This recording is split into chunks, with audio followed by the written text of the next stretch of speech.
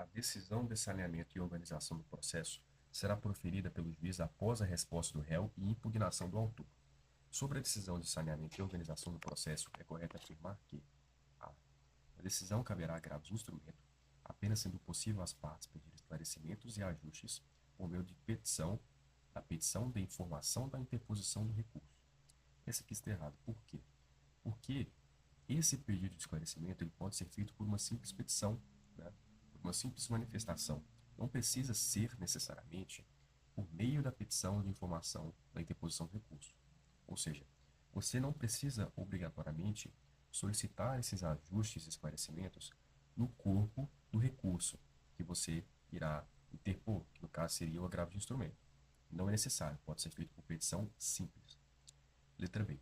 Deverá consignar que o ônus da prova constitutiva do direito alegado é da parte autora e que deve o réu comprovar fatos impeditivos, modificativos ou extintivos do direito autoral.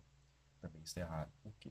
Bom, em um primeiro momento, realmente aparenta que essa questão está de acordo com os dispostos do Código de Processo Civil. Entretanto, existe uma ressalva. O ônus da prova realmente é esse aqui. O autor vai ter que comprovar as suas alegações da mesma forma que o réu também vai ter que fazer. Entretanto, existe uma exceção que é a distribuição dinâmica do ônus da prova.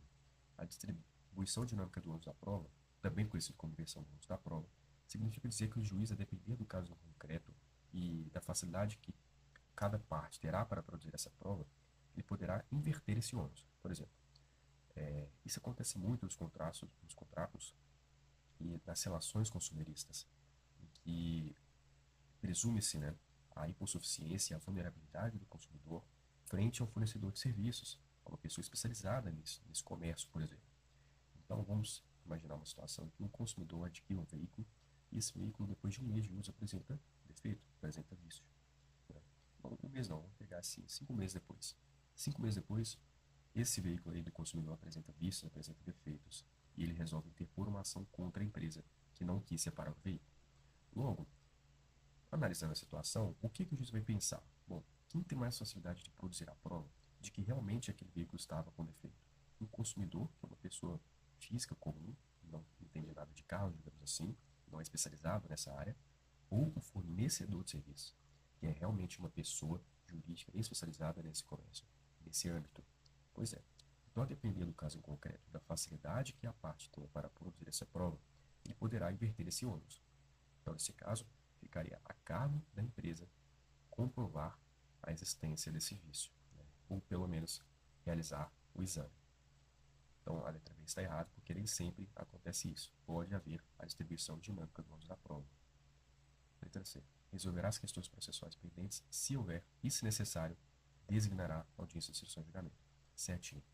Dos comportamentos, né, realizados na fase de saneamento e organização do processo é que o juiz vai resolver as questões processuais pendentes, ou seja, em caso do réu alegar alguma das matérias elencadas no artigo 337 do Código de Processo Civil, que são as preliminares processuais, é a defesa, exceção de, exceção de admissibilidade, né, no qual o réu ataca os pressupostos processuais da ação, o juiz, na decisão de saneamento, vai decidir acerca dessas questões processuais.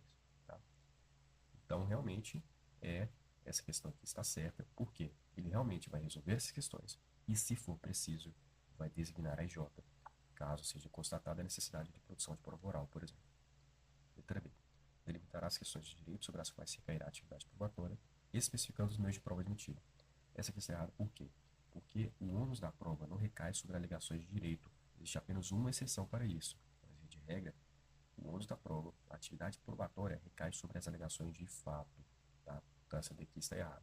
Só tem uma hipótese em que o ônus da prova recai sobre a questão de direito, sobre a alegação de direito, que é quando se tratar de direito municipal, estadual, estrangeiro ou consuetudinário.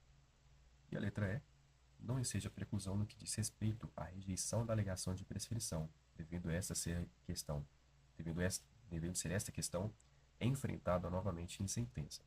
Muito pelo contrário, tá? Isso aqui está errado. Por quê? Porque, uma vez que essa rejeição da alegação de prescrição já foi rejeitada anteriormente, ela não deve ser enfrentada na sentença, já que já foi decidida.